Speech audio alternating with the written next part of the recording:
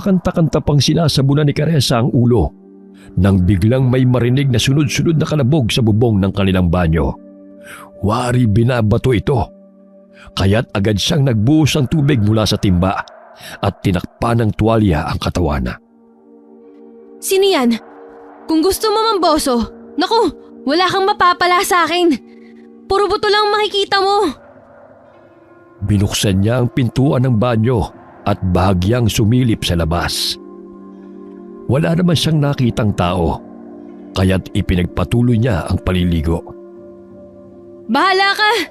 Sino bang hindi makakatulog ng mahimbing? Pakialam ko sa'yo kung sino kang mamboboso ka. Madalas naliligo sa gabi si Caressa dahil sa maghapong naroon sa palengke. Ramdam niya ang lagkit ng kanyang katawan dahil sa samot-saring amoy sa lugar na yon. Dagdagan pa ng maalinsangang panahon. Madalas siyang napagsasabihan ng ina dahil baka pasmahin siya sa kanyang ginagawa. Bagamat isang beses niyang sinunod ang sinabi ng ina na hindi maligo pagdating ng bahay galing palengke, ngunit hindi siya nakakatulog sa pangangate ng katawan. Sa tuwing naliligo naman siya ay nagpapainit siya ng tubig upang maging maligamgam ang gagamitin. Nagpatuloy si Caressa sa paliligo. Maya-maya'y napahinto siya sa pagbuhos ng tubig nang maninag ang animoy nagbabagang mga mata na nakasilip sa butas ng pawid ng bubungana. Napasa po siya sa kanyang dibdib at dali-daling hinablot ang tuwalya na nakasabit sa pintuan. Lumabas siya ng banyo upang tignan kung sino ang naroon. Ngunit wala naman siyang nakitang tao roon. Nasa labas ng bahay nila ang banyo. Iilang hakbang lamang ang layo noon mula sa kanilang bahay.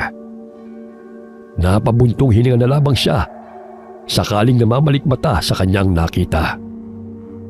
Nagsimula na naman siyang kumanta habang lumalakad papasok ng bahay. Oh, bakit ang tagal mo naman sa banyo? Patuyuin mo yung buhok mo bago ka matulog ha. Baka mabulag ka.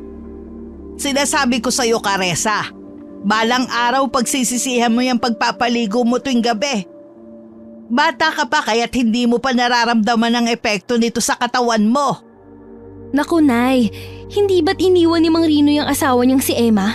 Dahil hindi raw naglilinis ng sarili at hinahayaang mabantot ang katawan bago matulog? Kaya mas mabuti nang maging malinis sa katawan. Bakit? Mag-aasawa ka na bang bata ka? Hindi naman po. Hindi naman kailangan may asawa na bagong maisipang maglinis ng katawan. Isa pa yung pakanta-kanta mo sa loob ng banyo. Sintonado naman. Maya-maya may mamboso pa sa'yo. At nakakabulabog ka na rin sa mga nagpapahinga. Sus, 7:00 pa lang po, Nay. O siya, bilisan mo na rin upang makapaghapunan na tayo. Tawagin mo na rin ang tatay mo.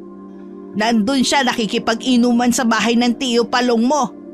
Mamaya maparami na naman ang inom nun.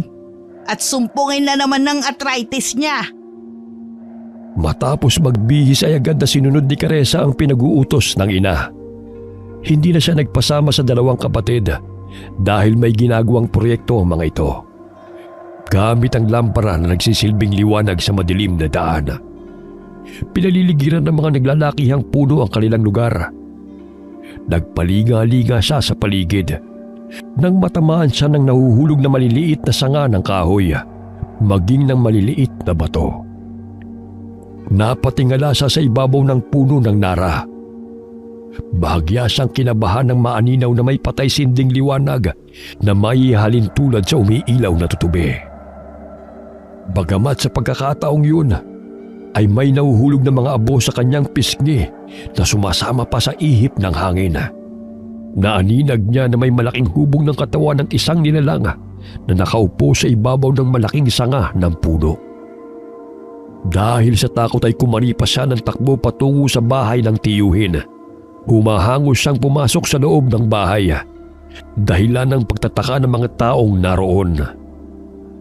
Oh, ano nangyayari sa yung bata ka?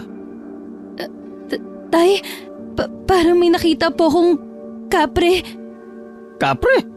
Sa tinagal-tagal ko sa lugar na ito wala pa akong nakikitang kapre. Yan ang napapalaan nyo sa pakikinig sa mga kwento ni Tandang Uria. pinapasundo na po kayo ni inay.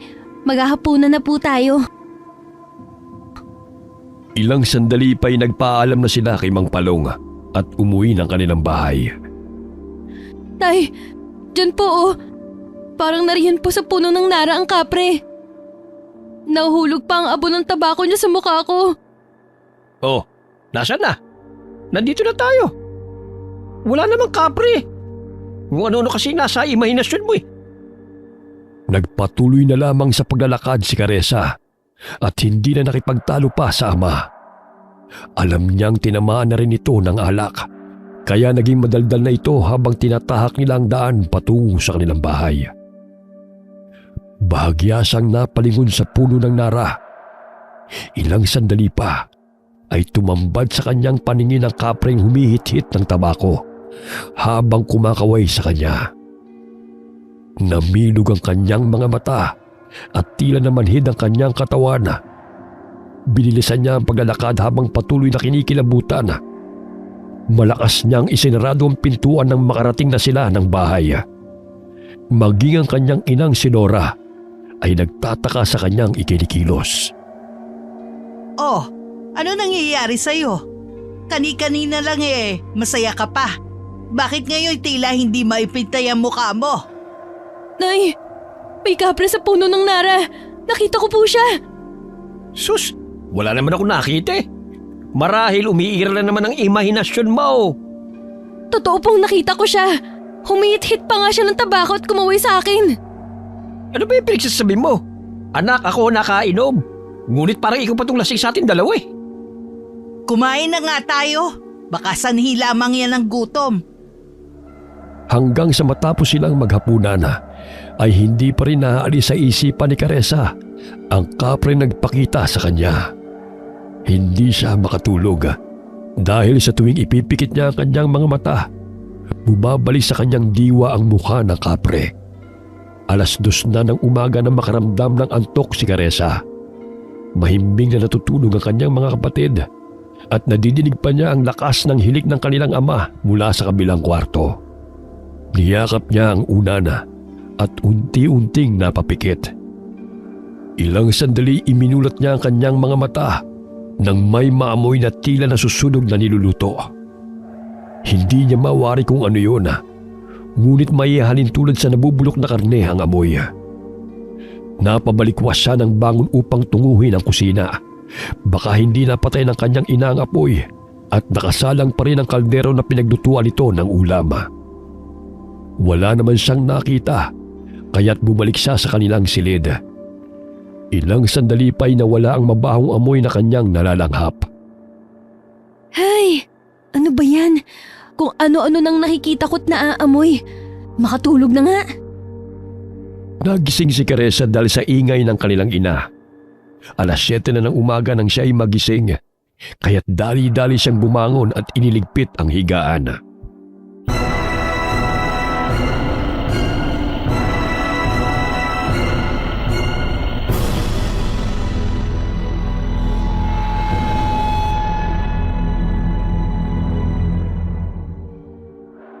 Ay naku, 7:00 na pala. Oh, hindi ka pa bababangon dyan, Caressa. 7:00 na. Marami ng tao sa palengke.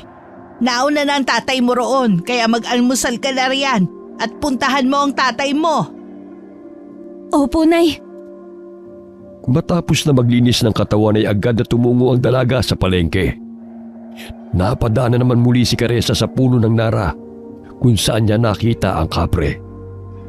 Tumingala siya sa puno, ngunit kinilabutan lamang siya kahit wala namang siyang nakita. Bigla siyang nagulat na may tumamang bato sa kanyang ulo. Aray, ano ba yun? Inis na sinapo ng dalaga ang tinamaang ulo. Maya-maya'y napansin niya ang bato sa kanyang tabi. Pinulot niya yun at napamangha sa kakaibang bato na kanyang natagpuan. Kulay abo at may kulay berde na kumikinang sa loob nito sa tuwing tinatamaan ng sinag ng araw. Napatingala muli si Caressa sa puno.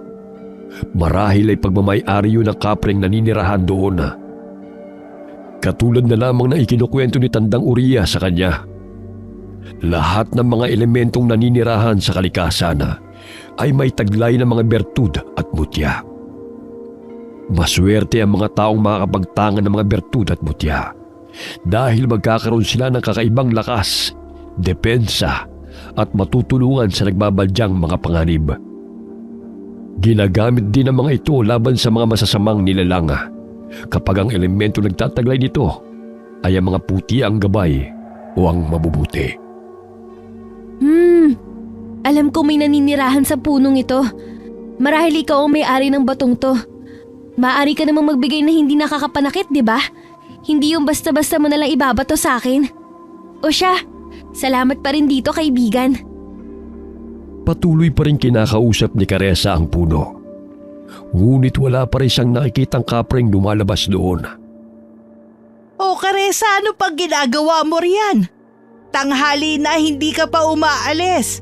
Mamaya pagalitan ka na ng tatay mo. Aalis na po, Nay! Hindi na nagpatuloy sa pag-aaral sa kolehiyo si Caressa sapagkat pinipilit na lamang niya ang sarili hanggang sa makatapos ng sekundarya dahil aminado siyang mahina siya sa mga aralin. Masipag siya sa mga gawaing bahay at tumutulong sa kanyang mga magulang sa munti nilang negosyo sa palengke. Nagtitinda sila ng saging at mga itlog sa palengke. Naawa si Caressa sa kanilang ina dahil napilay ito buhat ng maaksidente sa sinasakyan nitong tricycle. Gayunpaman ay nagpatuloy pa rin itong magtrabaho sa palengke upang sila'y makapag-aral na magkakapatid.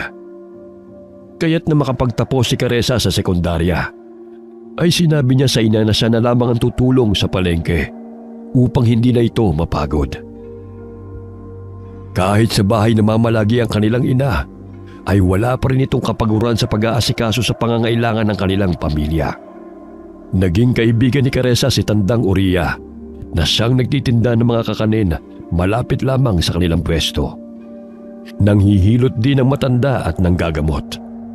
Madalas din silang nagkukwentuhan sa tuwing siya ang nagbabantay sa kanilang mga paninda. Pagdating ng palengke, ay abala na sa pagtitinda si Mang Wilardo. Kaya tinulungan niya ang ama sa pag-aasikaso sa mga mamimili. Napapahikab pa si Caressa dahil siya'y inaantok pa rin. Tanghali ka na pumunta rito ngunit inaantok ka pa.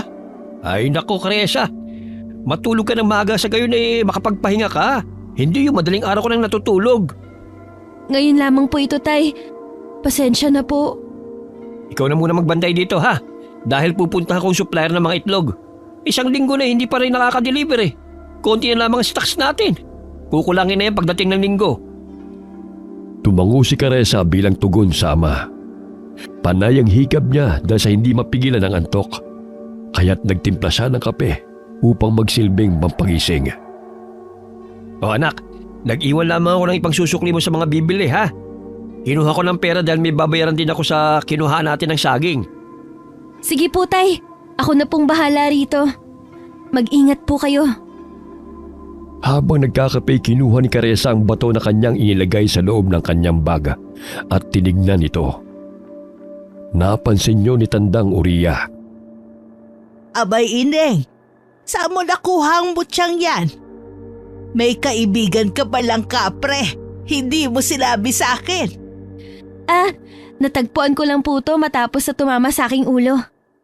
Maswerte ka dahil ipinagkaloob niya yan sa'yo. Marami kang matutuklasan na kapangyarihang taglay ng mutyang yan.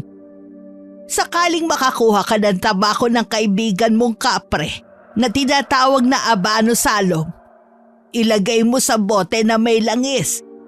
Mabisang gamot yun sa sakit ng tiyan, na sanhi ng usog at iba pa. Totoo po ba, Lola?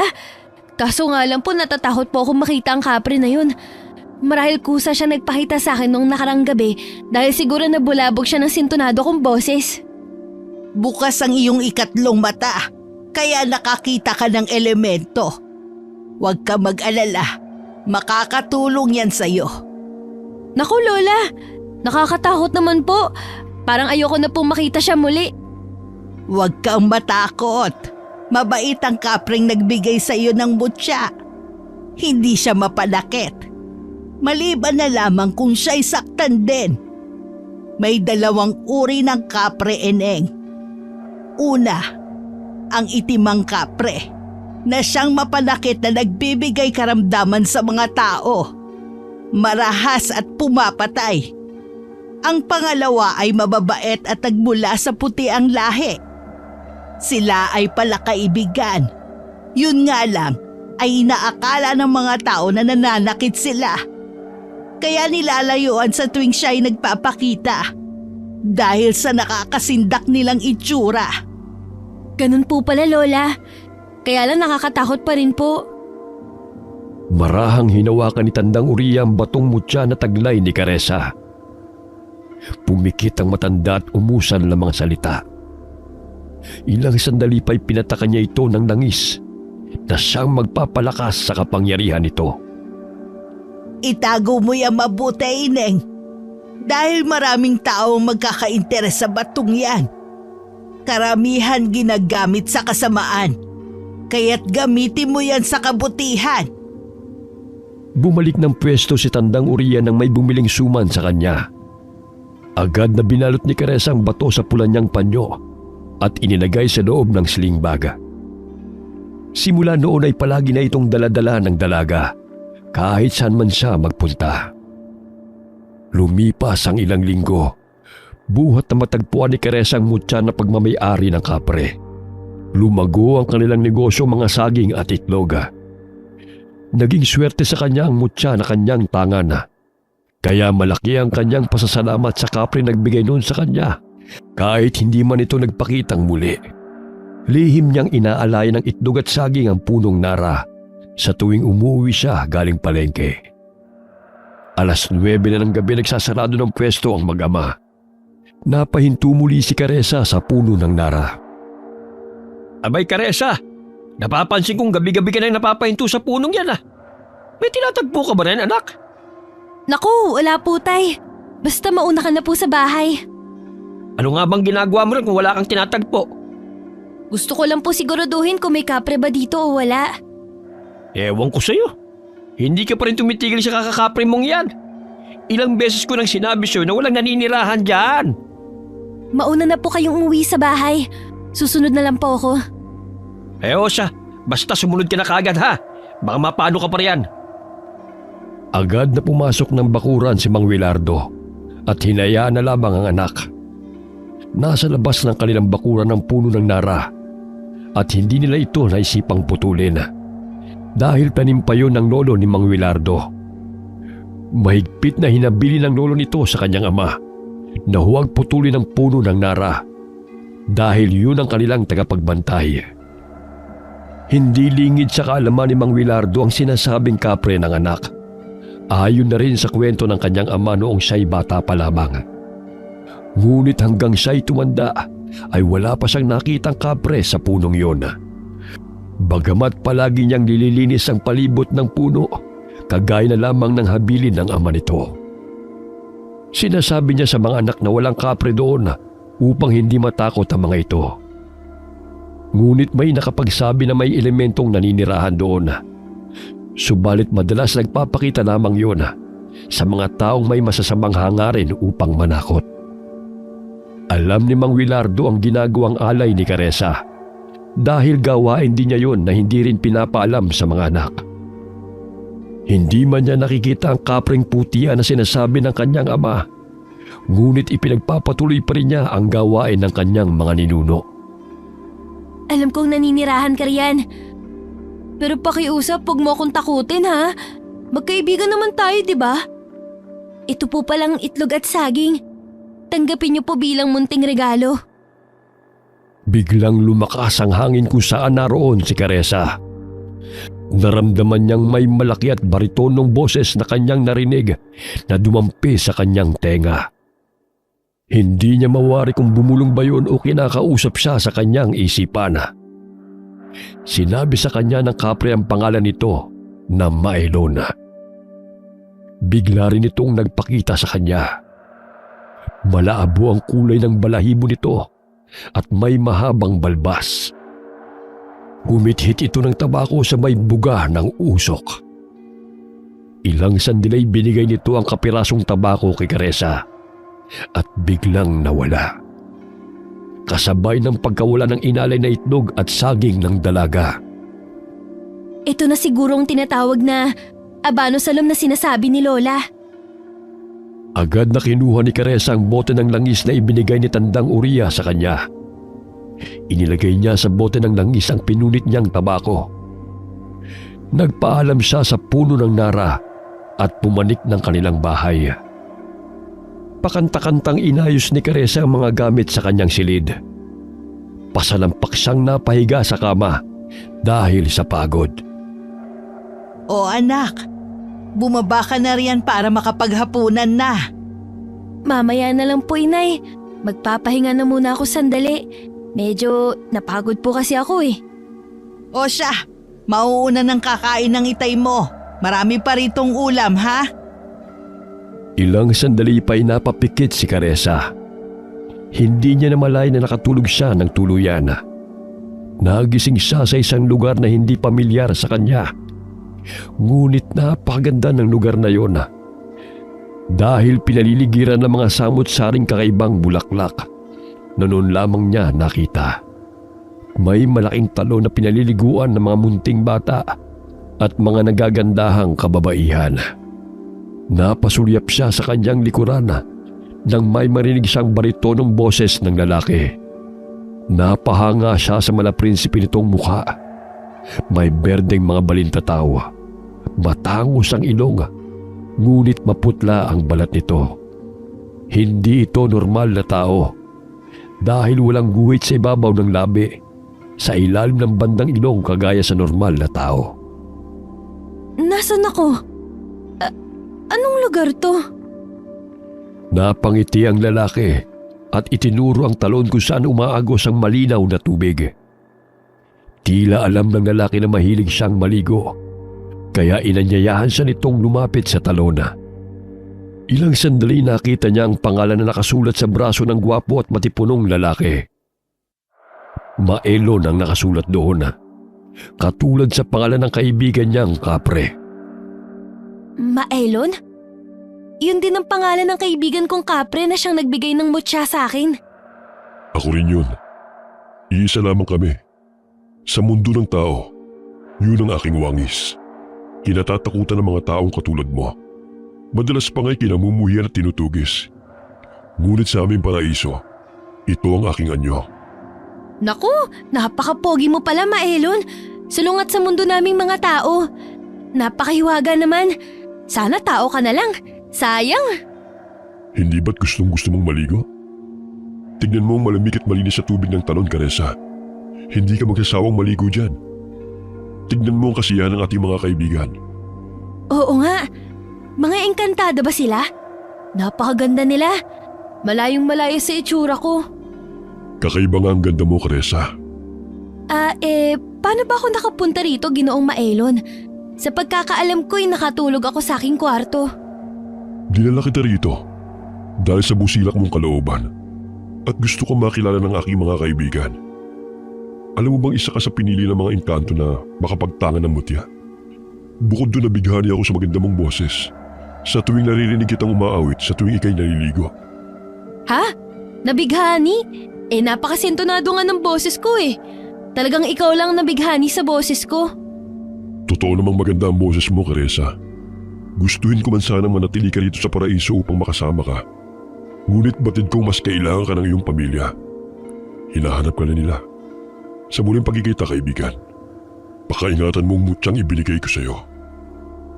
Gamitin mo yan sa mabuti dahil naglipa na ng mga masasama. Makakatulong yun sa iyo. Makakaasa ka na gagamitin ko to sa kabutihan.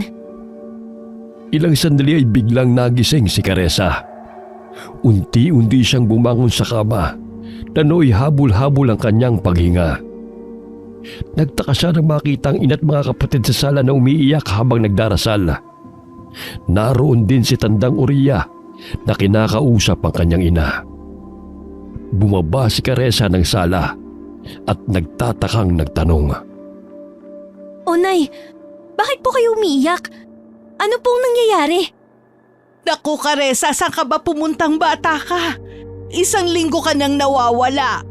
Hindi namin alam kung saan ka hahanapin. Nawawala? Nakatulog lang ako sa kwarto. Kagigising ko nga lang po eh. Ang tatay mo't mga kapatid kung saan-saan ka na hinanap. Salamat naman sa Diyos at nakauwi ka na. Nay, hindi nga po ako umalis ng bahay. Nakatulog lang ako at may maganda po ako na panaginipan. Nagugutom na nga po ako eh. Naalala kong hindi ako nakapaghapunan kagabi. Nakita ka raw ni Nina na bumaba ng iyong silid. Ang buong akala niya'y kakain ka. Pagkatapos nun hindi ka na namin mahagilap. Akala namin nagtanan ka na o sumama kung kanino. Naku, Nay. Malabo pong magtanan ako dahil wala akong boyfriend. Kakain po muna ako, Nay. Kumakalam na sikmura ko eh. Napaupo si Tandang Uriya sa harapan ni Caressa at sinabing tama ang kanyang hinala na nanggaling sa mundo ng mga engkanto si Caressa. Ang panaginip na sinasabi mo, Ineng, ay hindi panaginip, kundi totoong nangyari. Sa mundo ng mga engkanto, ay ilang oras ka lamang doon. Ngunit sa mundo ng mga tao, ay ilang araw ka nang nawawala. Nangyari din yun sa akin bago ako naging manggagamot. Marahil isa ka rin sa pinili nila maging isang magaling na manggagamot. Talaga po, Lola? Wala po akong kaalam-alam sa mga panggagamot na yan. Kung hindi mo ako tinuturuan, hindi ko pa malalaman. Huwag kang mag-alala. Tutulungan ka ng iyong gabay. Ilang sandali pa'y pumasok si Mang Wilardo sa kanilang bahay. Baka sa mukha ng ama ang saya nang makita ang panganay na anak. Niyakap niya ito habang kumakain. Muntik nang mabulunan ng dalaga sa pagkakayakap ng ama. Tay, sandali lang. Mabubulunan pa ako niyan eh. Saan ka ba nagsususot na bata ka?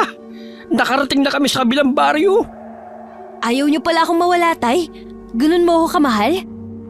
Naman, kayo ang bunga ng pagmamahalan namin ng iyong ina. Kaya't mahal na mahal namin kayong tatlo. Ginawa ni Wilardo ang utos ni Tandang Uriya na mag-alay ng pagkain sa puno ng nara, sapagkat doon niya naramdaman ang malakas na puwersa ng elemento matapos niyang isagawa ang ritual. O sige, magpapaalam na ako. Narito na naman si Caressa. Mabuti naman at bumalik ka ng matiwasay, Ineng. Maraming salamat po, Lola Oria.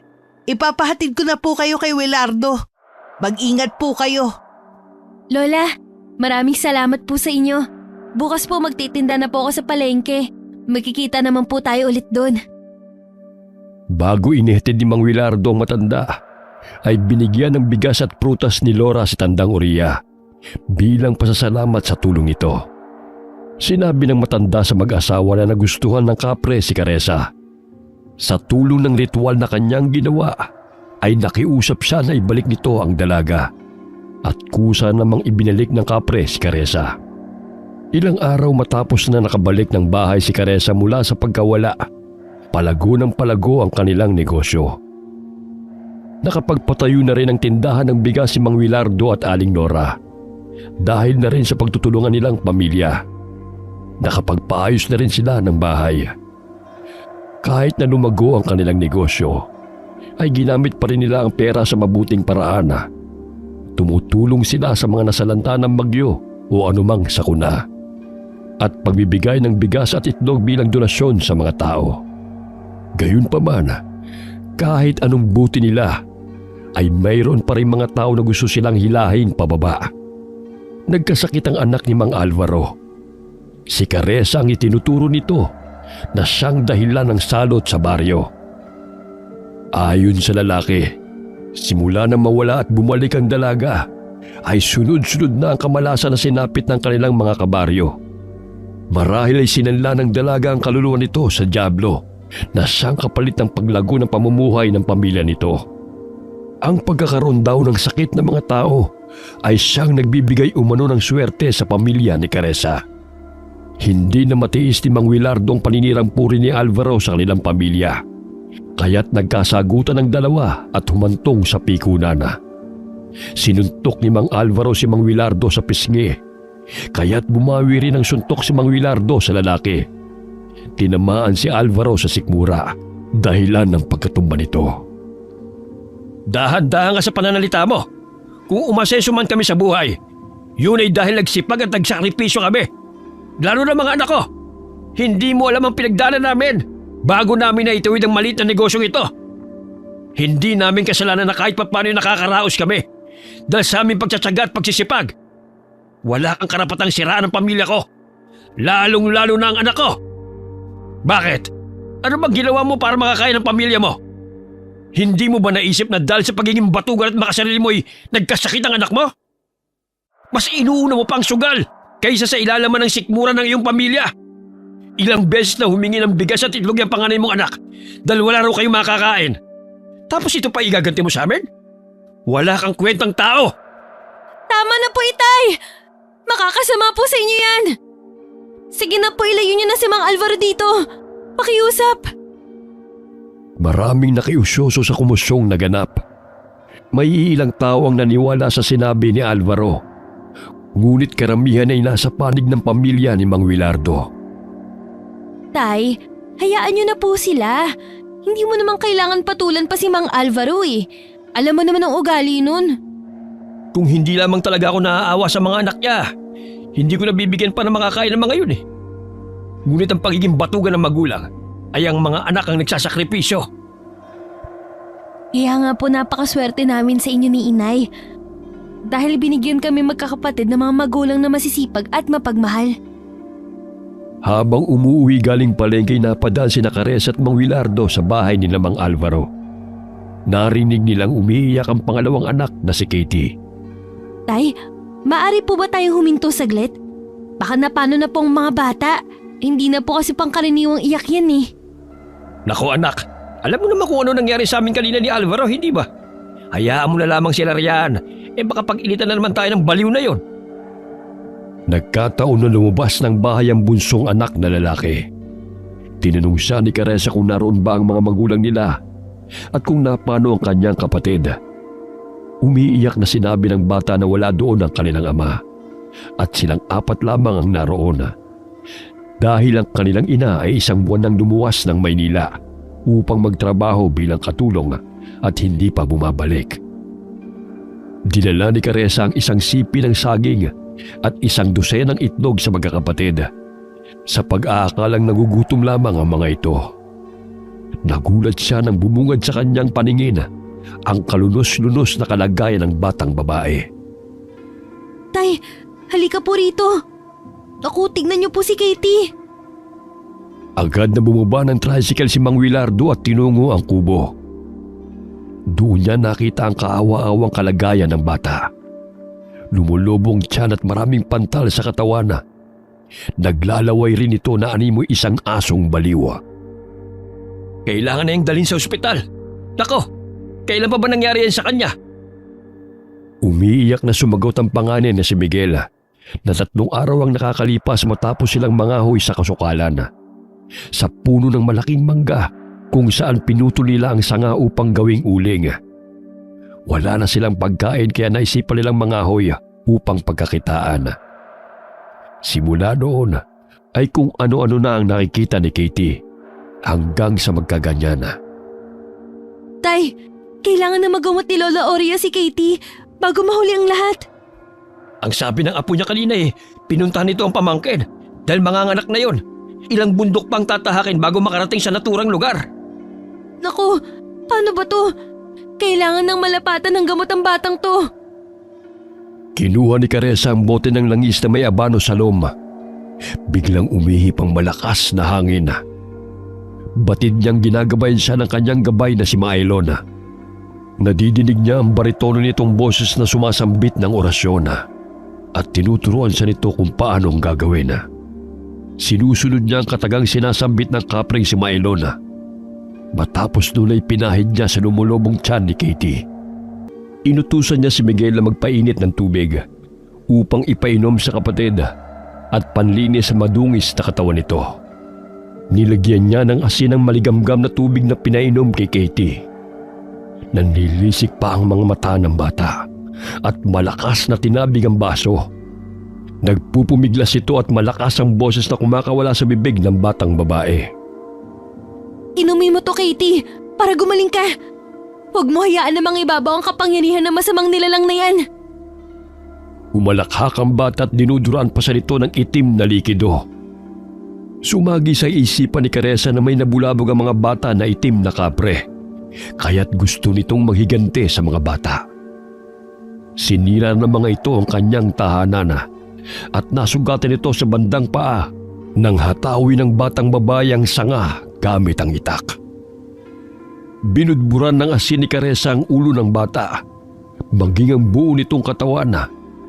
Gayon na lamang ang palahaw ng bata dahil sa nararamdamang sakit. Ngunit hindi yun boses ni Katie, kundi pagmamay-ari ng itim na kapre. Sa tulong ng puti ang gabay, naway tulungan mo ko upang lisanin ng masamang elemento ang katawan ng batang to. Pilit na pinainom ni Caressa ang maligamgam na tubig na may asin at pinataka ng langis na may sangkap na abono sa halom ang bata. Nang malunok yun ni Katie, ay unti-unting huminto ito sa pagpupumiglas. Tinulungan ni Mang Willardo ang anak upang painumin si Katie ng dinasalang tubig hanggang sa maubos ng bata ang isang baso. Ilang sandali umihi si Katie ng itim at mabahong likido na maihahalin tulad sa nabubulok na laman ng hayop. Pinalabas ni Mang Willardo ang dalawang maliliit na bata. Sinabihan niya na doon na muna sa tricycle at kumain ng saging at tinapay na kanilang dadalhin sana sa kanilang bahay. Unti-unting lumiit ang tiyan ni Katie at umaliwalas ang mukha nito. Nilinis ni Caressa ang katawan ng bata at agad na binihisan. Nasaan na bang tatay niyo? Nakakain na ba kayo? Umiiyak na napapailing na lamang si Miguel at sinabing hindi pa umuwi ang kanilang ama mula nang umalis ito kaninang umaga. Ilang araw na silang hindi kumakain ng maayos at tanging iilang pirasong kamoting kahoy lamang ang kanilang pinaghati-hatian. Inutusan ni Caressa si Miguel na linisin ang papag na tutulugan nilang magkakapatid upang makapagpahinga na si Katie. Si Mang Willardo ay nagsaing upang makakain ng mga bata. Niluto na lamang ng ginawang bigas na dadalhin sana sa kanilang bahay. Nakalimutan ni Mang Willardo ang galit kay Mang Alvaro. Nang ibabaw ang awa niya sa 4 na bata na pinabayaan ng mga magulang ng mga ito. Pinakain niya ng lugaw si Katie upang hindi mabigla ang tiyan ng bata. Ilang sandali dumighay ito at nagkaroon ng lakas dahil sa nagkalaman ng kumukulong sikmura. Kaawa-awang mga bata. Kumain lamang kayo ng kumain. Isang tray ng itlog yan. Bukas, Miguel, magtrabaho ka sa bigasan. Sa gayon ay hindi na kayo manghihingi ng pagkain at kung saan-saan pa kayo mapapadpad. Laking pasasalamat at labis ang tuwa ng binatilyo nang marinig ang sinabi ni Mang Willardo. Matapos nilang kumain ay nagsipaghanda na sila upang matulog. Ayan, may bigas na kayong isasaing bukas at may itlog. May sabon na rin para may gagamitin kayo sa pagligo. Sa gayon hindi na kayo madungis. Napangiti ang mga bata at napayakap kay Caressa. Maging kay Mang Willardo ay mahigpit ding napayakap ang mga bata. Sa ganoong paraan ay naramdaman nila na may mga tao pa palang nagmamalasakit at nagmamahal sa kanila kahit hindi nila kadugo. Kinaumagahan ay maagang naghintay si Miguel sa bigasan ni Mang Willardo. Masaya niyang binati ang matandang lalaki nang makita niya ito. Napabuntong hininga si Mang Willardo nang makita ang suot na damit ng binatilyo. Malinis nga, ngunit parang basahan na rin dahil sa punit-punit na ito. Hindi rin magkapares ang suot nitong tsinelas at pudpud na rin. Kaya binilhan niya si Miguel ng damit at tsinelas na may susuot. Ay nako, nakakalungkot bang isipin na may mga irresponsable talaga mga magulang? Mailuwan lamang ibahala na ang mga bata. Basta-basta na lamang pinababayaan. Masisipag naman sila, tay. Iyon nga lang kulang lang sa gabay. Bahagyang napatigil si Caressa sa pagsasalita nang biglang sumakit ang kanyang tiyana. Napansin niyang matalim na nakatitig sa kanya ang babae na napadaan sa harapan ng kanilang tindahan. Walang salita ang kumawala sa babae, ngunit mababanagang mabagsik nitong itsura.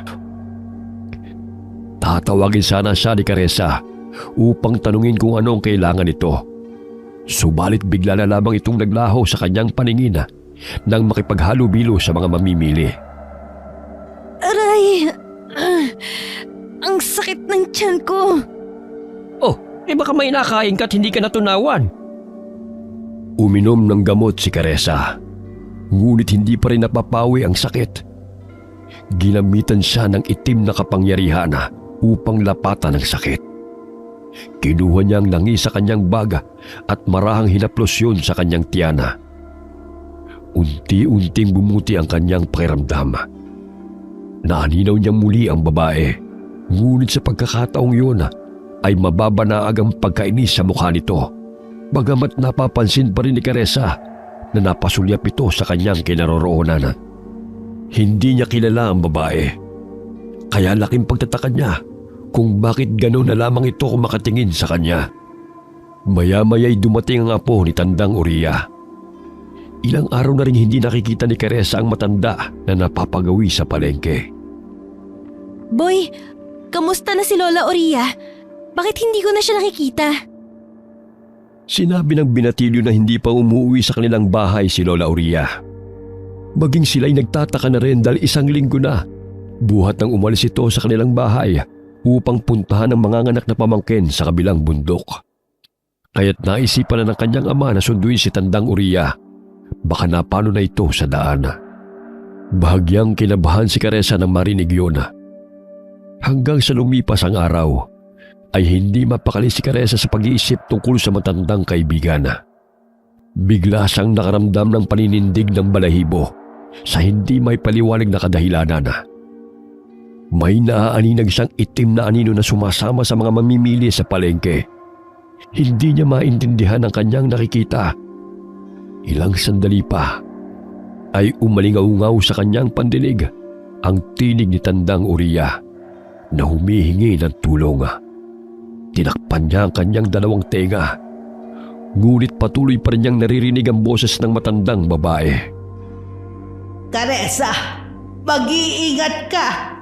Naglipa na ang mga masasama.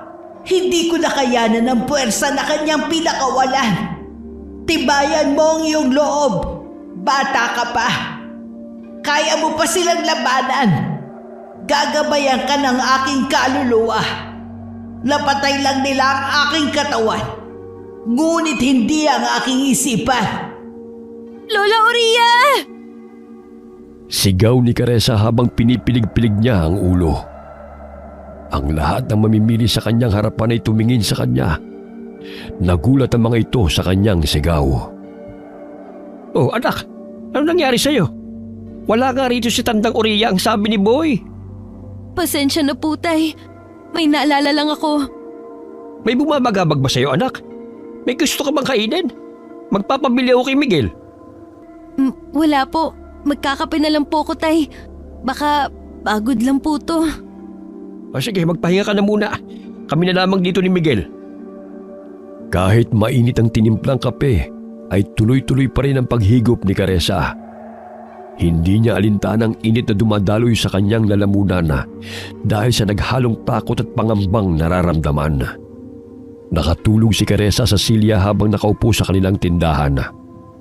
Paulit-ulit na sumasagi sa kanyang balintataw ang mukha ni Tandang Uriya at ng babaeng kanyang nakatitigan sa palengke. Bigla siyang napabalikwasang siya'y magising. Tagaktak ang kanyang pawis dahil hindi niya maipaliwanag kung bakit paulit-ulit na sumasagi yun sa kanyang isipan. Masamang pangitain ba to?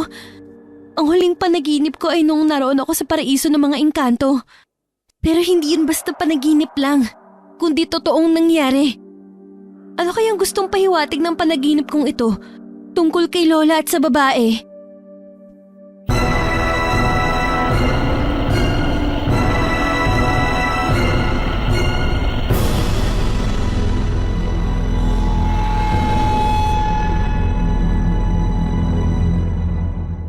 Nabalitaan ni Nakares at Mang Wilardo mula kay Boy na natagpuan si Tandang Uriah na walang buhay sa daan. Kasama ang isang lalaking nakikilalang kaanak nito na naghatid sa matanda pauwi galing bundok.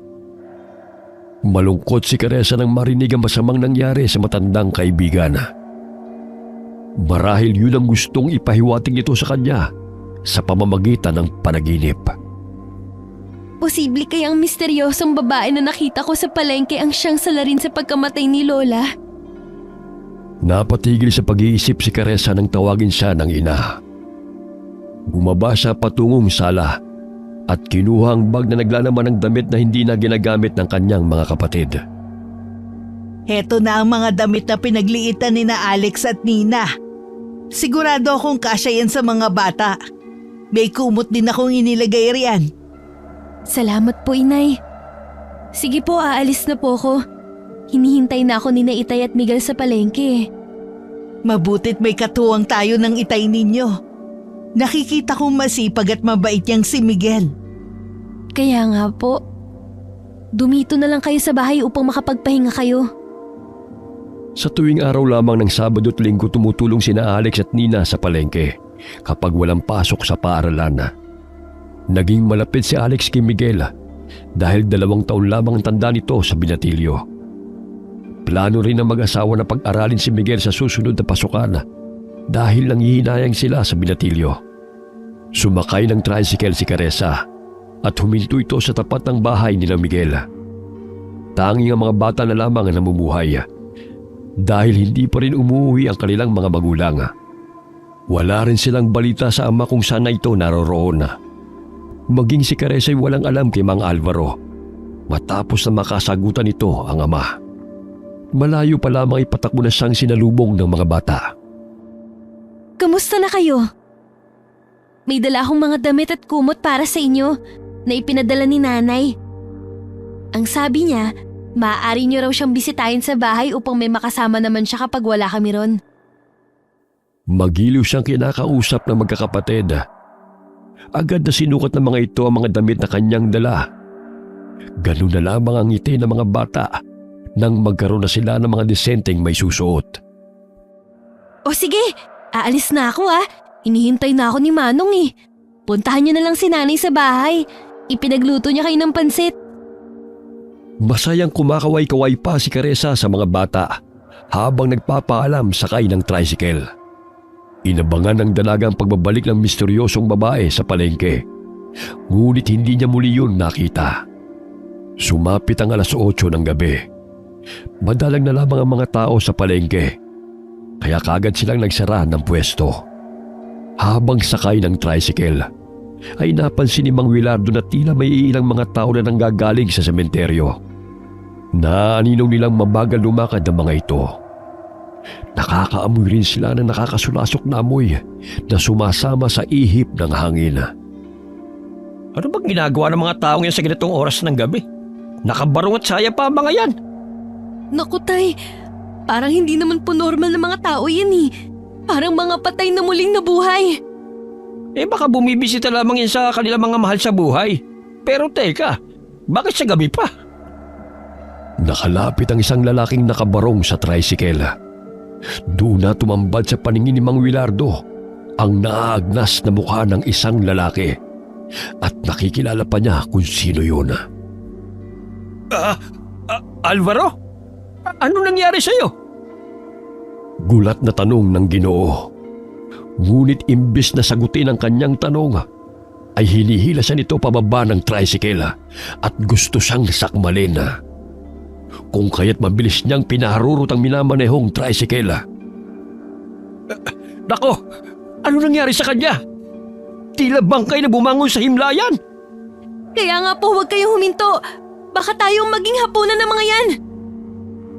Napansin ni Caressa ang isang babae na naroon sa gilid ng kalsada.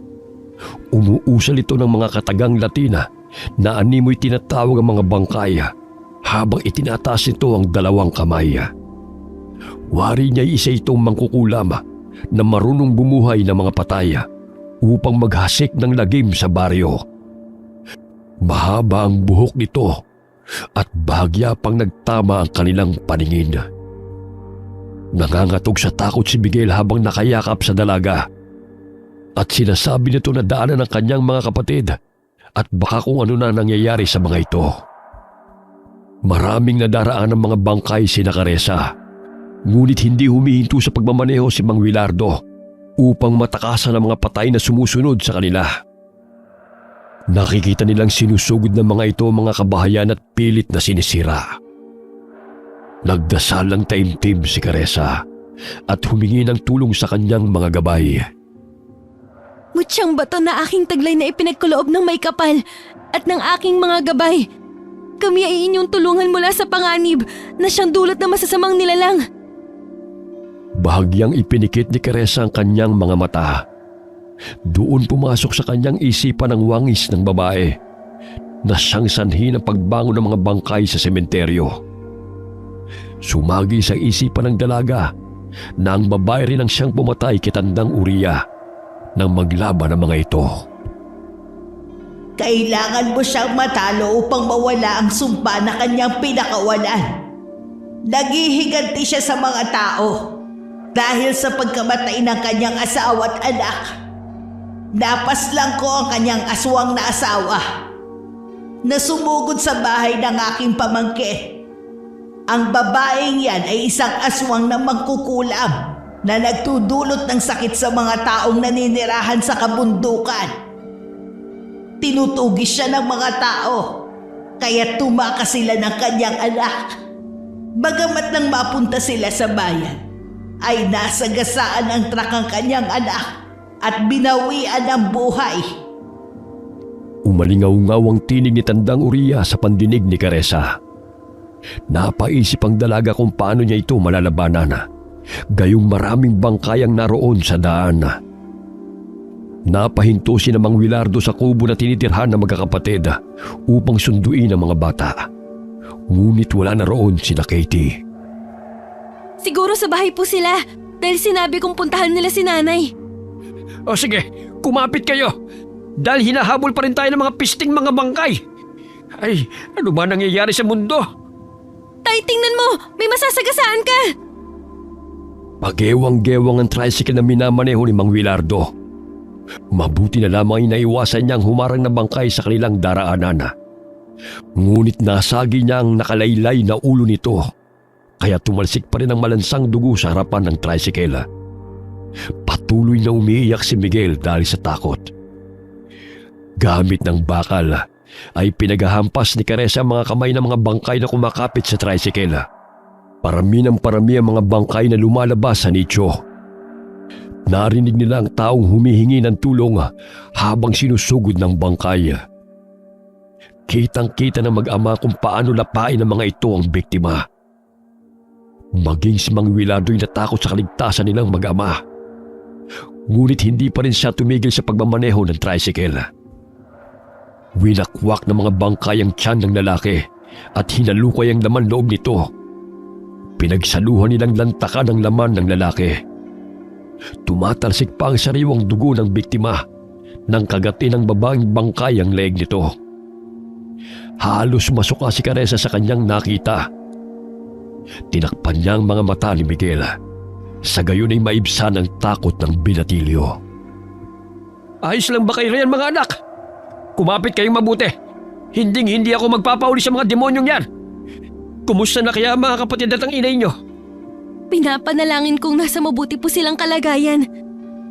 Naway ligtas po sila mula sa malaaswang na mga patay na yan. Binilisan ni Mang Willardo ang pagmamaneho ng tricycle. Wala siyang pakialam kung masagasaan niya ang mga bangkay na nakaharang sa kanilang dinadaanan. Mabuti na lamang hindi pa nakakarating ang mga ito sa kanilang bahay. Ngunit sinusundan sila ng mga ito. Napasulyap si Caressa sa puno ng nara nang mapadaan sila roon. Kaibigang Maelon, tulungan mo kami mula sa panganib at sa mga bangkay na binuhay ng babaeng kampo ng demonyo. Mahinang kataganan na ibulalas ng dalaga. Malakas na busina ng motorsiklo ang pinakawalan ni Mang Willardo upang agad silang pagbuksan ni na Aling Nora. Mabuti na lamang ay alerto ang anak na si Alex, kaya agad na nakapasok ang tricycle. Dali, ikandado mong tarangkahan anak bago pa sila makapasok. Hindi na nagtanong ang binatilyo. Sinunod na lamang niya ang pinag-uutos ng ama. Bagamat bago pa niya tuluyang maisara ang tarangkahan, ay may naaaninaw siyang iilang tao na paika-ikang lumalakad sa daan. Muling sinuri ni Caressa ang tarangkahan kung naisara yun ng kapatid bago pumasok ng bahay. Oh, bakit ganyan ang itsura ninyo? Bakit umiiyak sa takot si Miguel? Mamaya na namin ipapaliwanag, Nay. Ikandado nyo na mabuti ang mga bintana at pintuan para walang makapasok na masasamang nilalang. Narito ba mga kapatid ni Miguel? Nandun sa bakanting kwarto. Mahimbing na natutulog. Mabuti naman kung ganon. Sabihin nyo nga sa akin kung bakit kayo nagkakaganyan. Pati ako natataranta ng hindi ko alam ang dahilan eh. Ako hindi ko rin maipaliwanag eh. Basta na lamang bumangon ng mga patay sa sementeryo. Sumusugod sila sa mga kabahayan. Kung sino man ang kanilang nakakasalubong o nahuli, kanilang kinakain. Nakita ko rin kanina si Alvaro na nooy puno ng dugo ang muka. Wala sa kanyang katinuan at gusto kong sakmalin. Diyos ko naman! Ano na ba ang nangyayari? Ano na ang gagawin natin ngayon? Ilang sandali pa'y narinig nila ang mga kalampag na ginagawa ng mga binuhay na bangkay. Mabuti na lamang ay napaayos nila ang kanilang bahay kung kaya't hindi basta-basta mapapasok ng mga masasamang loob. Kumuha ng itak si Mang Wilardo at ibang gamit na maaaring gawing sandata. Ang mga pinutol na kaway na gagawin sanang mesa para sa kanilang tindahan ay ginawa niyang sibat. Pinatulis niya ang dulo noon at ibinigay sa mga anak. Ayan, gamitin ninyo. Huwag kayo magdadalawang isip na sila'y paslangin. Dahil kung kayo mahuhuli ng mga yon, tiyak kayo ang papatayin. Nagising ang mga kapatid ni Miguel dahil sa ingay. Nagtaka mga ito kung bakit may mga daladalang patalim at mga pinatulis na kawayan ng mga taong naninirahan sa bahay. Nagsiksika ng mga ito sa sulok ng silid dahil sa takot. Huwag kayong matakot mga bata. Nandito lamang si Nanay Laura. Basta huwag kayong lumabas ng kwarto ano man ang mangyari. Tumango ang tatlong bata at napayakap sa ginang. Sinarado ng mabuti ni Caressa ang mga bintana at hinarangan nila ni Nina ng kabinet. Sa gayon ay hindi yun kaagad mabubuksan. Kinuha niya ang martilyo at bakal sa kahon upang gamitin laban sa mga bangkay. Maya-maya'y narinig ni Caressa ang sigaw ng kanilang kapitbahay. Mula sa bintana ng kwarto sa ikalawang palapag ng kanilang bahay ay nakita niyang nakapasok ang dalawang bangkay sa bahay ni na Aling Mercy. Namilog ang kanyang mga mata nang matanaw na sinasakmal ng bangkay si Aling Mercy habang hinaharangan nito ang dalawang anak upang hindi mahablot ng dalawang bangkay na gustong pumatay sa kanila. Agad na itinali ni Caressa ang mga kumot at dinugtong-dugtong bago pinulupot sa kanyang baywang. Ilang sandali itinali niya ang dulo ng kumot sa paanan ng kama. Lumabas siya ng bintana at dahan-dahang lumakad sa pader. Pumasok siya sa bintana ng bahay ni na Aling Mercy upang tulungan ang mag-iina. Habang abala ang dalawang bangkay sa paglapa sa katawan ng ginang, dali-daling tinawag ng dalaga ang dalawang bata na naroon sa sulok ng kwarto. Halina kayo mga bata! Bago pa kayo maabutan ng mga bangkay na yan! Umiiyak ang mga ito, kaya't agad niyang kinarga ang dalawang bata sa kanyang likuran at tagiliran. Nandilat ang mga mata ni Caressa nang makitang napatigil sa pagkain ng isang bangkay at natuon ang pansin nito sa kanila. Marahan itong tumayo at lumapit. Hinila nito ang bunsong anak ni Aling Mercy. Gamit ang martilyo ay buong lakas na pinukpok ni Caressa ang ulo nito ng paulit-ulit hanggang sa mabasag niya ang bungo nito. Bitiwan mo siya! Bumalik kayo sa sementeryo kung saan kayo nakahimlay! Doon kayo nararapat! Agad na lumabas ng bintana si Caressa kasama ang dalawang bata at dahan-dahang lumakad sa pader patungo sa kanilang bahay. Nagulat siya nang biglang mawalan siya ng balanse dahil sa mahigpit na pagkakayakap sa kanya ng dalawang bata.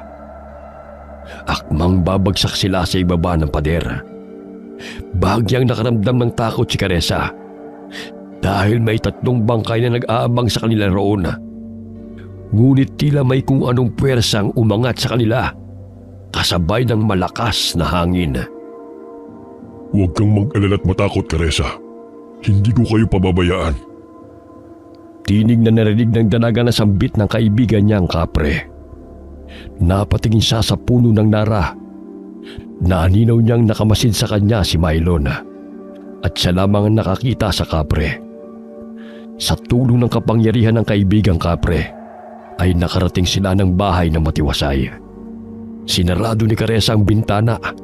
Nanginginig ang katawan ng mga bata dahil sa takot, kaya niyakap niya ang mga ito. Naaaninaw rin niya na patuloy na nilalabanan ng kanilang mga kapitbahay ang mga bangkay na lumulusob sa kanilang mga tahanan. Diyos ko! Bakit nabuhay ang mga patay sa sementeryo? Tila mga aswang sila na nangangain ng laman. Katapusan na ba ng mundo? May bumuhay po sa kanila. Ginamitan ng kapangyarihang itim upang maghasik ng lagim. Sino namang kampo ng dyablo yan? Paano siya mapipigilan? Gagawa po ako ng paraan upang matapos ang kahibangan ng babaeng yun. Nay, kayo na pong bahala sa mga bata. Tutulungan ko lang po sina Itay sa baba. Mag-ingat kayo, anak. Pinapanalangin kong matatapos na itong masamang bangungutan nangyayari. Bumaba ng bahay si Caressa. Nadidinig niya ang malakas na kalampag na ginagawa ng mga bangkay sa bawat tahanan. Ilang sandali biglang umihip ang malakas na hangin na siyang sanhi ng pagbukas ng tarangkahan. Tumilabo ng mga bangkay at muling sumara ito. Batid ni Caressa na kagagawan yun ng kaibigan niyang kapre. Naghalungkat ng mga gamit sa bodega si Caressa. Nakita niya roon ang palakol at mahabang bakal. Naisip niyang harapin ang babaeng nagsasagawa ng ritual. Kailangan kong talunin ang babaeng yun upang pigilan siya sa kanyang kasamaan. Marami nang nadadamay. Kinuha ni Caressa ang susi ng motorsiklo. Sinuot niya ang helmet at lumabas ng bahay. Hinawakan siya ng ama sa braso upang pigilan. Caressa, saan ka naman puputang bata ka? Mapanganib na lumabas ng bahay, anak. Nakikita mo bang paramihan ng parami ang mga bangkay na sumusugod sa mga kabahayan? Huwag nang matigas ang ulo mo.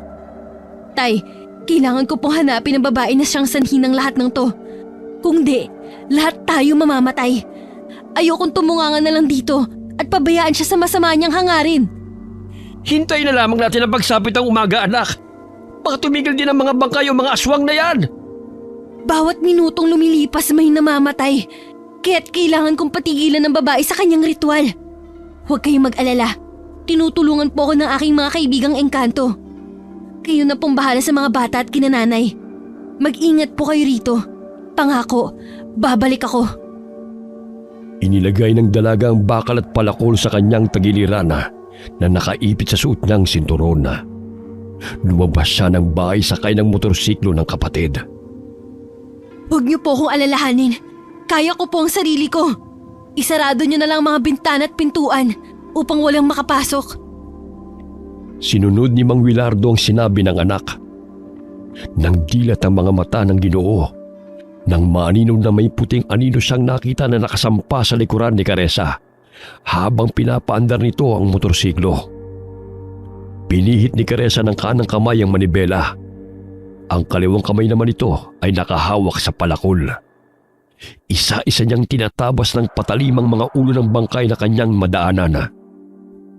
Sa tulong ng mutyang bato ng kapre na ibinigay ni Mylon ay nagkaroon ng kakaibang lakas si Caressa. Hindi niya mawari ang malakuryenteng nananalaytay sa buo niyang katawan.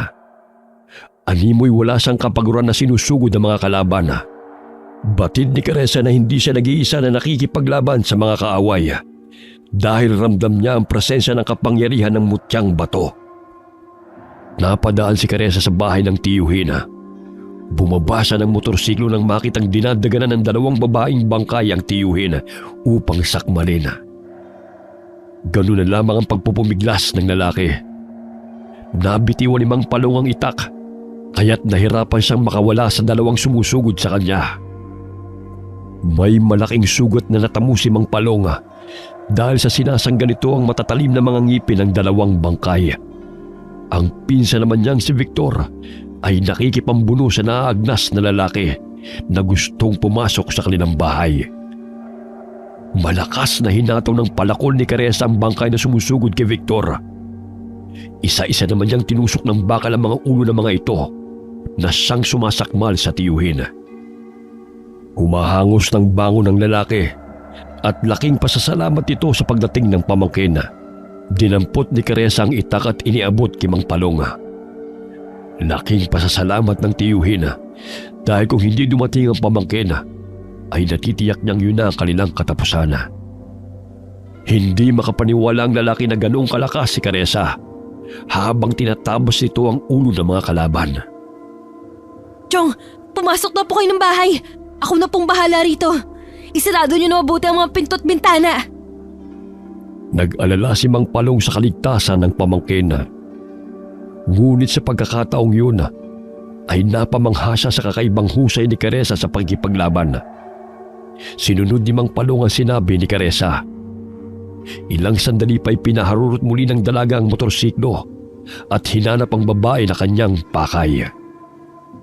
Ilang sandali na aninaw ni Caressa ang babaeng kanyang hinahanap. Naningkit ang kanyang mga mata at pinaharurot niya ang motorsiklo upang sagasaan ang naturang babae. Ngunit laking gulat niya nang biglang naglaho ito sa kanyang paningin. Ano bang mapapala mo sa paghahasik ng lagim? Hindi lahat ng tao ang pumatay sa mag-ama mo! Sambit ni Caressa nang makitang muli ang babae sa gilid ng kalsada. Matalim itong nakatitig sa kanya at napatigil sa pag-usal ng orasyon. Biglang lumakas ang hangin at umalingaw-ngaw sa paligid ang nakakasindak na tinig ng babae. Walang sino man ang makakaligtas sa aking pag-iigante. Maging ikaw, alam kong may tangan ka, mutya. Kaya't malakas ang loob mong kalabanin ako. Akala mo ba'y mapipigilan mo ko? Dapat sa inyo'y parusahan, katulad ng pagpatay ninyo sa aking anak at asawa. Itigil mo ng kahibangan mo! Maging ang mga inosenteng tao nadadamay! Hindi ako nahihibang. Gusto kong mamatay kayong lahat. Isa ka rin pakialamera katulad ng matanda. Pwes, isusunod kita sa kanya. Iwinagayway ng babae ang dalawa nitong kamay. Kasabay nun ay ang pag-ihip muli ng malakas na hangin. Naramdaman ni Caressa na umaangat ang motorsiklo na kanyang sinasakyan. Naaninaw niya na tila lumilipad siya sa ere. Ilang sandali ay biglang binaba ng babae ang kamay nito, kasabay ng malakas na pagbagsak ng motorsiklo at ni Caressa. Namilipit sa sakit ang dalaga nang madaganan siya ng motorsiklo. Ngunit pinilit niyang tumayo. Yan ba ang lakas na ipinagmamalaki mo sa akin? Paano mo ko matatalo niyan? Lalampalampa ka! Mga kampon ng kadiliman, ipatikim sa babaeng yan ang bagsik ng itim na kapangyarihan! Itinuro nito si Caressa, kaya't gano'n na lamang ang paglapit ng mga bangkay sa dalaga. Pinaligiran ng mga bangkay si Caressa, kaya't nasisiguro ng babae na wala nang takas si Caressa sa kanyang mga kampon. Sige! Luray-lurayin ninyo ang kanyang katawan!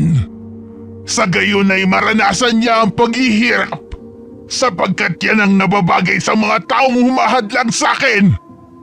Simutin ninyo ang laman ng pakialamerang babaeng yan! Pahalakhak na tugon ng babae. Ilang sandali na milog ang kanyang mga mata nang isa-isang bumubulagta sa lupa ang mga kampo nito.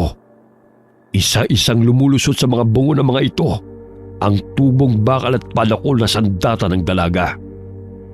Tumatalsik pa ang malalapot at masangsang na mga dugo ng mga ito.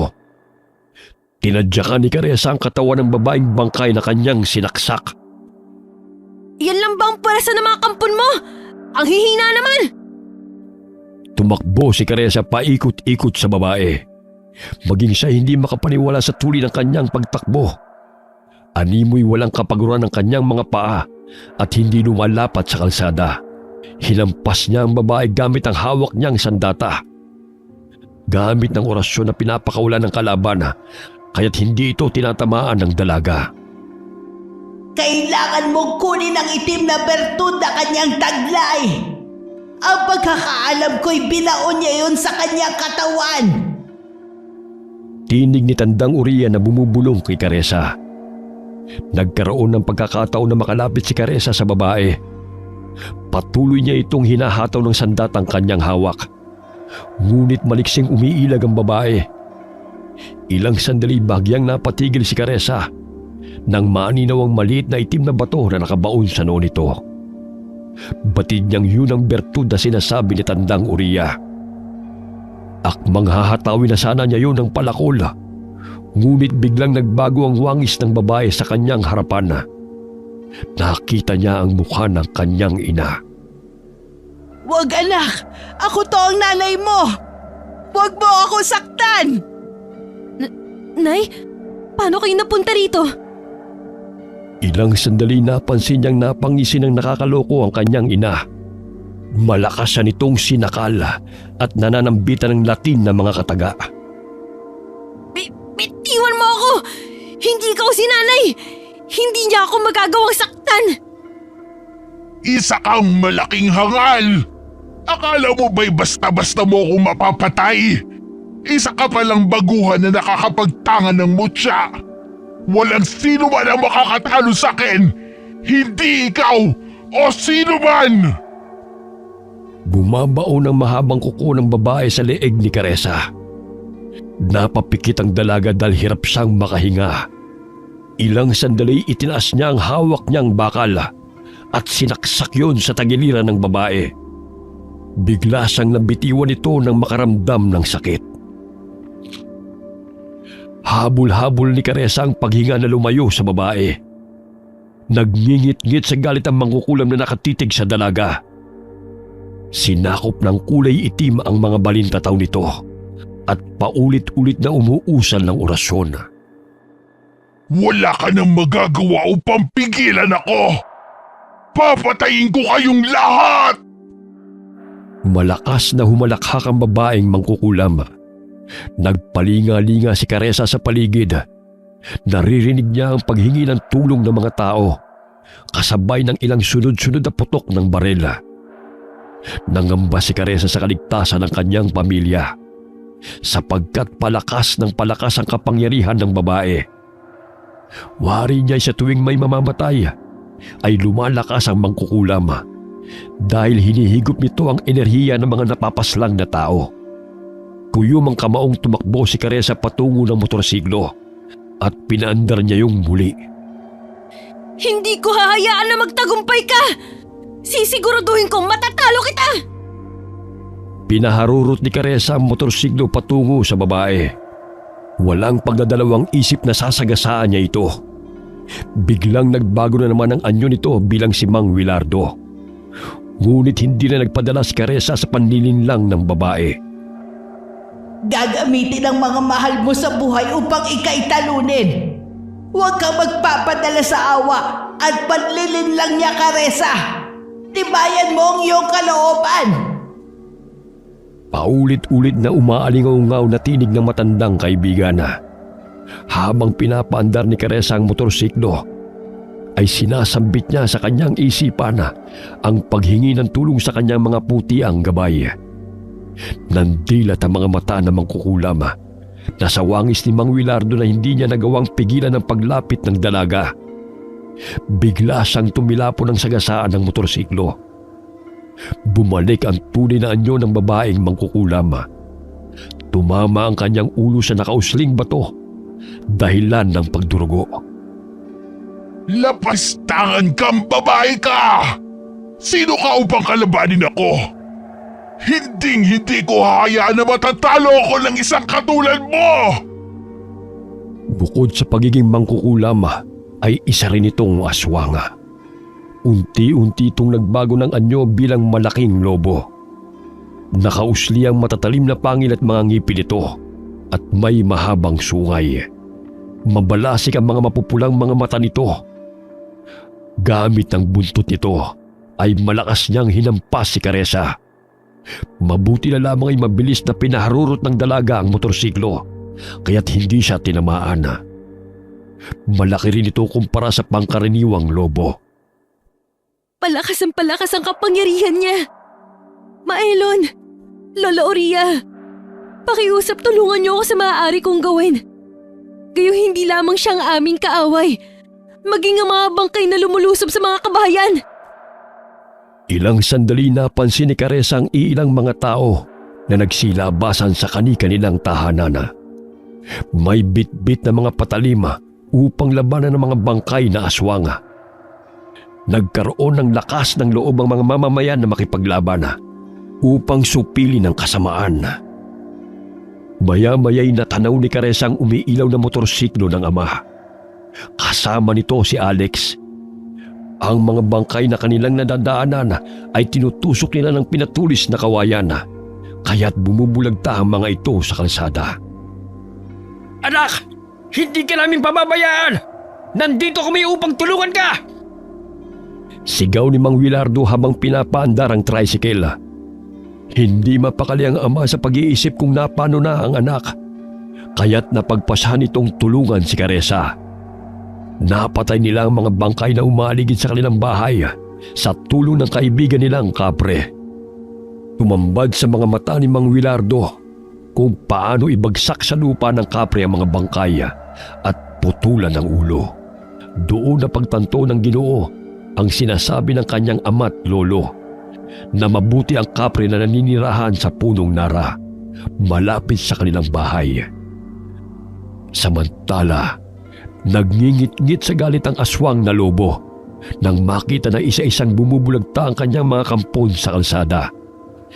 Dahil sa pagkamatay ng mga bangkay at wala ng taong napapaslang, ay hindi na nadadagdagan ng enerhiyang nagpapalakas sa kanyang kapangyarihan. Sinugod niyang muli si Caressa, ngunit maliksing na kailag ang dalaga sakay ng motorsiklo. Inilabas nito ang mahaba nitong dila upang hulihin ang dalaga. Ngunit malakas yung hinampas ni Caressa. Tumalon si Caressa mula sa motorsiklo upang hatawin ang ulo ng aswang na mangkukulam kung saan niya nakita ang itim na bato. Ngunit sinanggayon ng aswang. Bagamat maliit ang dalaga kumpara sa kanya, ramdam ni Caressa na nahihirapan din ang kalabang aswang sa kanyang pagsugod. Hindi na ako natatakot sa'yo! Kung ang kamatayan ko ang siyang magpapatigil sa kasamaan mo, handa akong mamatay! Ngunit sisigurduhin kong matatalo mo na kita! Akala mo ba'y hahayaan kitang matalo ako?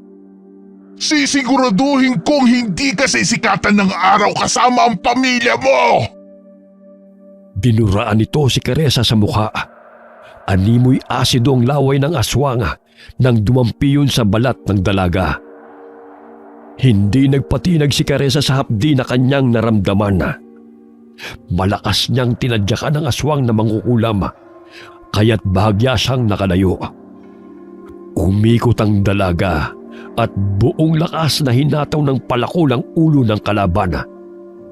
Tinamaan ito sa noo, dahilan na tumalsik ang dugo nito. Muntik nang tamaan ng itim na bertud. Kailangan ko pang galingan sa pag-asinta sa noo ng halimaw na yan. Sambit ng dalaga sa kanyang isipan. Muling sinugod ni Caressa ang aswang. Ngunit sa pagkakataong yun, ay lumapat sa kanyang leeg ang matalim na mga kuko nito. Sinakalisan nito at binitin. Nabitiwan niya ang palakol dahil sa higpit ang pagkakasakal sa kanya. Nakakaawa namang pagmasdan ang itsura mong nahihirapan. Hindi ko na patatagalin ng iyong buhay dahil ilang segundo lamang ay nasa impyerno ka na! Pahalakhak pang tugon ng aswang. Ibinuka nito ang malaki niyang bunganga upang sakmalin ang ulo ng dalaga. Ganun na lamang ang pagpupumiglas ni Caressa dahil batid niyang katapusan na niya. Napapikit na lamang si Caressa sa nalalabing segundo ng kanyang buhay. Bitiwan mong aking anak! Hayop ka! Sumilat si Caressa nang marinig ang tinig ng ama. Pinaharurot ng Ginoo ang tricycle habang si Alex ay nakasampa sa ibabaw nito na may hawak na pinatulis na kawayan. Sa tulong ng gabay ng kapring si Maylon ay tila lumilipad ang tricycle sa ere. Sinagasaan ni Mang Wilardo ang malalobong aswang at walang awang itinarak ni Alex ang pinatulis na kawayan sa leeg nito. Nanumbalik ang lakas ni Caressa, kaya itinaas niya ang kamay na may hawak na bakal. Buong lakas niyang ibinaon ang bakal sa noo ng aswang, kung saan niya nakita na nakabaon ang itim na bertud. Malakas na atungal ang pinakawalan ng aswang. Unti-unting lumuwag ang pagkakahawak nito sa dalaga, hanggang sa mabitiwan niya ito. Bumagsak si Caressa sa kalsada at habol-habol ang kanyang paghinga. Gumapang siya palayo sa aswang na nooy pagewang-gewang na umaatras. Napansin ni Caressa na tila may lumalabas na kulay itim na puwersa sa noo ng aswang. Batid niyang nabasag niya yun dahil pahina ng pahina ang aswang na kalaban. Napansin din nila na ang mga bangkay na sumusugod sa mga kabahayan ay isa-isang bumubulagta at unti-unting nauupos at nagiging abo. Napapawalang bisa na ang ritual na kanyang ginawa. Naway tuluyan na siyang mamatay. Ayos ka lang ba, anak? May masakit ba sa'yo? Tay, maraming salamat po sa inyo. Napakatapang niyo po ni Alex. Kung hindi kayo dumating, marahil nalapa na ako ng aswang na yan. Tinulungan kami ng kapre. Totoo siya, anak. Dahil sa kanya'y nakaligtas kami mula sa paglusom ng mga bangkay. Niyakap ni Mang Wilardo si Caressa. Laking pasasalamat niya dahil walang masamang nangyari sa anak. Ilang sandali pa'y bumulagta ang lobong aswang sa lupa, kasabay ng malakas na pagdagundong ng kulog. Maya-maya'y malakas na kidlat ang tumama sa katawan ng lobong aswang, dahilan na nawalan ito ng buhay. Nagpalit ng anyo ang aswang bilang isang babaeng mangkukulam. Dilat ang mga mata nito nang humandusay sa lupa. Nakabaon pa rin sa leeg at ulo nito ang bakal at pinatulis na kawayan. Nagtaka ang mga taga-baryo nang biglang naging abo ang mga kalaban nilang mga bangkay. Narinig ni Caressa ang sigawan ng kanilang mga kabaryo. Batid nilang nagtagumpay sila sa kanilang laban. Sa di kalayuan ay nagpakita si Maylon sa kanila. Nagpapalit-palit ito ng anyo bilang gwapong engkanto at kapre. Nilapitan siya ni Caressa upang pasalamatan. Sana manatili ka na lamang bilang poging engkanto, kaibigang Maylon. Maraming salamat sa tulong mo. Dahil sa'yo, natalo ang aswang na mangkukulam na yan. Nabigyan na rin ng hustisya ang pagkamatay ni Lola Oria. Ibabalik ko na tong mutya sa'yo. Sa'yo na yan, kaibigan. Bigay ko na yan sa'yo. Batid kong sa pamamagitan ng mutyang bato ay marami ka pang matutulungan dahil napakabusilak ng iyong puso. Hanggang sa muling pagkikita, kaibigan. Hanggat nasa iyong mutya ay palagi kitang gagabayan. Hinaplos ni Milo ng pisngi ng dalaga sa anyong poging engkanto. Bahagyang nakaramdam ng kilig ang dalaga. Sa hinuha niya, sana'y hindi na ito magpalit ng anyo na isang kapre. Ilang sandali ay nawala si Maylon sa kanyang paningin. Umuwi ng bahay si Caressa. Ipinaubay na lamang nila kina Kapitan Tino at mga kasamahang kagawad ang bangkay ng mangkukulam. Kinupkup ni Mang Wilardo at Aling Dora sina Miguel at ang tatlo pa nitong mga kapatid. Simula ng araw na yon ay wala nang gumagambala sa kanila.